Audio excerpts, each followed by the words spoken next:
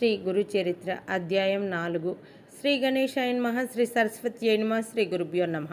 దుర్వాస శాపం వలన భగవంతుడు ధరించిన అవతారాల్లో ఉత్తమ సాధకులకు మాత్రమే తెలియబడే శ్రీ దత్తాత్రేయ అవతారం గురించి చెప్పమని నామధారకుడు కోరగా సిద్ధయోగి ఇలా చెప్పసాగారు. పూర్వం ఒక కల్పాంత ప్రళయం తర్వాత నారాయణుని నాభి కమలం నుండి బ్రహ్మ ఉద్భవించి సనకాది యోగులను మరీచి మొదలైన సప్త ప్రజాపతులను తన మానసపుత్రులుగా అవతరింపచేశాడు. తర్వాత శతరూపమనువులను సృష్టించాడు. వారి కుమార్తె దేవహూతి కర్దముని భార్య అయ్యింది.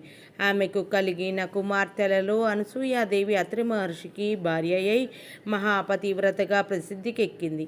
ఆమె పాతివ్రత్య ప్రభావానికి వెరచి కొండలు శిలలతో కూడి ఎంతో కఠినమైన భూమి ఆమె పాదాల క్రింద మృదుత్వాన్ని వహించింది.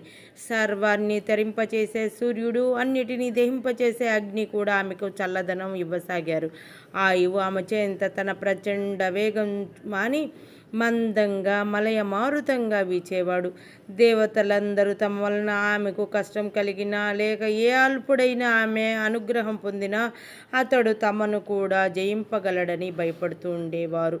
ఒకసారి త్రిలోక సంచారి అయిన నారద మహర్షి బ్రహ్మ విష్ణు మహేశ్వరుల నివాసాలకు వెళ్ళి అక్కడ అనసూయాదేవి పాతివ్రత్యాన్ని ఎంతగానో ప్రశంసించాడు. అత్రి మహర్షి ఆదేశం మేరకు ఆమె వలె అతిథి అభ్యాగతులను ఆదరించే సాధ్వి మరొకరు లేరన్నాడు. అప్పుడు త్రిమూర్తుల భార్యలు కూడా దేవతలందరి వలె భయపడి అసూయ చెంది ఆమె పాతివ్రత్య మహిమను తగ్గించమని తమ భర్తలను నిర్బంధించారు. అప్పుడు త్రిమూర్తులు అతిథి వేషాల్లో అత్రి మహాముని ఆశ్రమానికి చేరుకున్నారు. అనసూయాదేవి వారికి ఎదురేగి స్వాతం చెప్పి ఆర్ఘ్య పాద్యాదులు సమర్పించి, అయ్యలారా, మీ రాక చేత మా ఆశ్రమం పావనమైంది. మీకు నేనేమి చేయాలో సెలవీయండి. అత్రి మహర్షి తపస్సు కోసం అరణ్యంలోకి వెళ్ళారు అని చెప్పింది. అప్పుడు ఆ అతిథులు, అమ్మా, మాకెంతో ఆకలిగా ఉన్నది. నీ భర్త ఎప్పుడు వస్తారో చెప్పలేము కదా, మాకు వెంటనే భోజనం పెట్టు అన్నారు. ఆమె లోపలికి వెళ్ళి విస్తళ్ళు వేసి, అయ్యలారా, భోజనానికి దయచేయండి అని ప్రార్థించింది. అప్పుడు వారు, సాధ్వి, నీవు మాకు ఆతిథ్యం ఇస్తానని మాట ఇచ్చావు, కానీ మాదొక షరతు ఉన్నది. నీవు కట్టుకున్న గుడ్డలు విడిచి నగ్నంగా వడ్డిస్తేనే మేము భోజనం చేస్తాము, లేకుంటే ఇలా ఆకలితోనే వెళ్ళిపోతాము అన్నారు.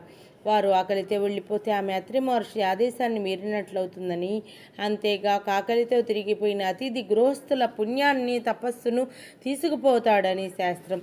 కానీ పురుషుల ఎదుటకు నగ్నంగా వస్తే పాతివ్రత్యం భంగం అవుతుంది.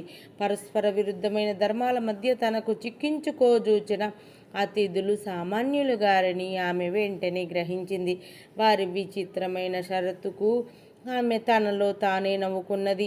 తపోమూర్తి అయిన అత్రి మహర్షి సంపర్కం వలన పవిత్రులనైన నాకు కామభయం లేదు. ఆకలి కొన్న అన్నం అడిగినా వీరు ధర్మం ప్రకారం నా బిడ్డలే కానీ పరపురుషులు కారు అనుకుని ఆ సాధ్వి, అయ్యలారా, అలానే చేస్తాను, భోజనానికి లేవండి అని చెప్పి ఆశ్రమం లోపలికి వెళ్ళి అత్రి మహర్షి పాదుకలతో, స్వామి, నేను మీ ఆజ్ఞ మేరకు వారు నా బిడ్డలన్న భావంతో భోజనం వడ్డిస్తాను అని చెప్పుకున్నది. ఆమె యొక్క పాతివ్రత్య మహిమాన్వితమైన సంకల్పం వలన ఆమె భోజనం వడ్డించటానికి నగ్నంగా వెళ్ళేసరికి ఆ ముగ్గురు పసిపిల్లలయ్యారు. ఆమె భావాన్ని అనుసరించి ఆమెకు బాలింతరాలి వలె స్తన్యం వచ్చింది. ఆమె వెంటనే మరలా వస్త్రాలు ధరించి ఆ బిడ్డలకు తృప్తిగా పాలిచ్చింది. నిరంతరం సృష్టి చేసి అలసినవాడిలా బ్రహ్మదేవుడు, ప్రపంచాన్ని పాలించి అలసినవాడిలా శ్రీ మహావిష్ణువు, జగత్ సంహార కార్యం వలన సోలిపోయిన వానిలాగా శంకరుడు అనసూయాదేవి యొక్క పాతివ్రత్య మహిమను గ్రోలి విశ్రాంతి చెందారు. ఆ మహాపతివ్రత తన దివ్య దృష్టి వలన ఆ ముగ్గురు త్రిమూర్తులు తెలుసుకొని ఊయలలో పెట్టి ఆ జరిగిన కథని జ్వాలగా పాడుచున్నది. ఇంతలో ఆ అత్రి మహర్షి వచ్చి ఆమె నుండి సర్వము తెలుసుకొని ఊయలలోని త్రిమూర్తులను దర్శించి ఆ రూపాలలో ప్రకటమైన పరమాత్మను ఇలా స్తుతించాడు. ఓ మహావిష్ణు, నీవు సృష్టి స్థితి లయకారకుడవు, జగత్ సాక్షివి, విశ్వామయుడవు, విశ్వాధారుడవు. ఓ పరమేశ్వర, నీవు సహజంగా ఒక్కడవే అయినా నీ లీల చేత త్రిమూర్తులుగా మారి క్రీడిస్తున్నావు. వాస్తవాన్ని ఈ జగత్తు నీకంటే వేరుగాకపోయినా మసక చీకటలోని తాడు దానికి భిన్నమైన పాముగా గోచరించినట్లు నేను నాది అనే మాయతో కూడిన భావన వలన నీకంటే వేరైనట్లు జీవులకు గోచరిస్తున్నది. ఊయలలోని పిల్లలు హాయిగా నిద్రపోతున్నారు. త్రిమూర్తుల స్తోత్రానికి తృప్తి చెంది తమ నిజ రూపాలతో కూడా ప్రత్యక్షమై వరం కోరుకోమన్నారు.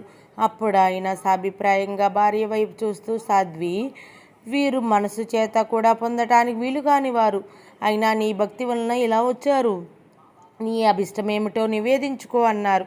అనసూయాదేవి, స్వామి, ఈ సృష్టి యొక్క వికాసం కోసమే మీరు భగవంతుని చేత సృష్టించబడ్డారు కదా, కనుక ఈ 3 మూర్తులుగా ప్రత్యక్షమైన వీరిని పుత్రులుగా పొంది మీ అవతార కార్యం నెరవేర్చుకోవటమే నా అభిష్టం అన్నది. అత్రి మహర్షి సంతోషించి, మీరు మాకు పుత్రులుగా పుట్టి మమ్ము ఉద్ధరించండి అని కోరాడు. అప్పుడు వారు, మహర్షి, మమ్ము నీకు సంపూర్ణంగా దత్తం చేసుకున్నాము అన్నారు. ఆ పతివ్రత ప్రభావం చేత త్రిమూర్తులు అత్రి కోరిక వరమును అనుగ్రహించి తమ లోకాలకు వెళ్ళి వారి భార్యలకు కలుసుకున్నారు. తర్వాత అత్రి అనసూయలకు 3 పుత్రులు కలిగారు. సద్గురువైన అత్రి మహర్షికి ఆత్మ సమర్పణ చేసుకుని సేవించిన ఫలితంగా తనకు వ్రతభంగం చేసి శపించటానికి వచ్చిన త్రిమూర్తులను బిడ్డలుగా పొందింది అనసూయాదేవి. తర్వాత అత్రి మహర్షి బాలవిష్ణుమూర్తికి దత్తుడని దర్శన మాత్రం చేత అందరినీ హృదయాలకు ఆహ్లాదాన్నిచ్చే బ్రహ్మదేవుడికి చంద్రుడని, ప్రళయకర్త అయిన రుద్రుడికి దుర్వాసుడని నామకరణం చేశాడు. ఈ 3 అత్రి యొక్క సంతానం కనుక వీరిని ఆత్రేయులని, దత్తుడిని దత్తాత్రేయుడని వ్యవహరిస్తారు. ఈయనయే సాక్షాత్తు పరమేశ్వరుడు. శృతులకు కూడా అందరి సచ్చిదానంద స్వరూపుడు. మానవులకు అభిష్టాలు నెరవేర్చి యోగము జ్ఞానము ప్రసాదించేవాడు. స్మరించిన తక్షణంలోనే అనుగ్రహిస్తూ సర్వత్రా సంచరిస్తూ ఉంటాడు. దుర్వాసుడి మిక్కిలి కోప స్వభావం కలవాడైనా ఆయన కోపం కూడా లోకానికి కళ్యాణమే చేకూర్చింది. చంద్రుడు సర్వజీవులను పోషిస్తుంటాడు. తర్వాత బ్రహ్మ, శివుడు తమ దివ్యాంశములను దత్తాత్రేయుని అందించి తల్లి అనుమతితో తపస్సుకు వెళ్ళిపోయారు.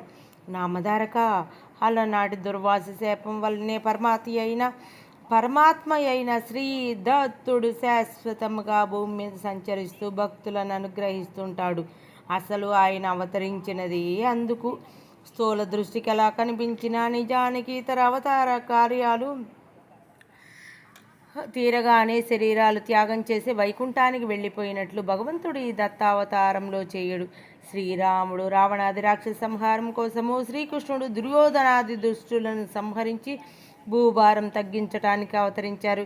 ఆ కార్యాలు తీరగానే ఆ ఇద్దరు తమ శరీరాలు వదిలివేశారు. కానీ సర్వజనోద్ధరణమనే దత్తావతార కార్యం సృష్టి ఉన్నంత వరకు కొనసాగించవలసినదే. కనుక దత్తస్వామి అవతార త్యాగం చేయకుండా నిత్యము భూమిపై సంచరిస్తూ ఉంటాడు. శ్రీ దత్తాత్రేయుడే ఆదిగురు. పూర్వం భగవంతుడు మత్స్య కూర్మ రూపాలలో అవతరించాడు. అలాగే ఈ కలియుగంలో కూడా ఇప్పటికీ 2 సార్లు అవతరించాడు. కలియుగంలో అజ్ఞానులకు గోచరం కాకపోయినా 2 అవతారాలు ఇప్పటికీ కూడా భక్తుల అభిష్టాలు నెరవేరుస్తున్నారు. ఇతర యుగాలలో కర్మచేత తప్ప సిద్ధించి పుణ్యం ఈ కలియుగంలో పరిమిత కాలంలో సత్సంకల్పం చేతనే సిద్ధిస్తుంది. కనుక ఇట్టి కలియుగంలో జన్మించి బుద్ధిపూర్వకంగా శ్రీగురిని ఆరాధించి తరించడం ఎంతో సులభం. అట్టి అవకాశం పూర్వపుణ్యం చేత నీకు లభించింది కనుక నేను చెప్పే గురు కథలు శ్రద్ధగా విను అన్నారు సిద్ధయోగి. నామధారకుడు దత్తావతరణం గురించి విని ఆనందించి, ఆహా, అలనాటి అనసూయాదేవి పాతివ్రత్యం వలన మానవాళికి గురు పరంపర, అందువలన మా వంటి అగ్నులకు మీ వంటి గురువు యొక్క కృప లభించాయి అన్నాడు. శ్రీ దత్తాయ గురవే నమః. శ్రీ శ్రీపాద శ్రీ వల్లభాయ నమః. శ్రీ నృసింహ సరస్వత్యై నమః. అధ్యాయం 4 సంపూర్ణం.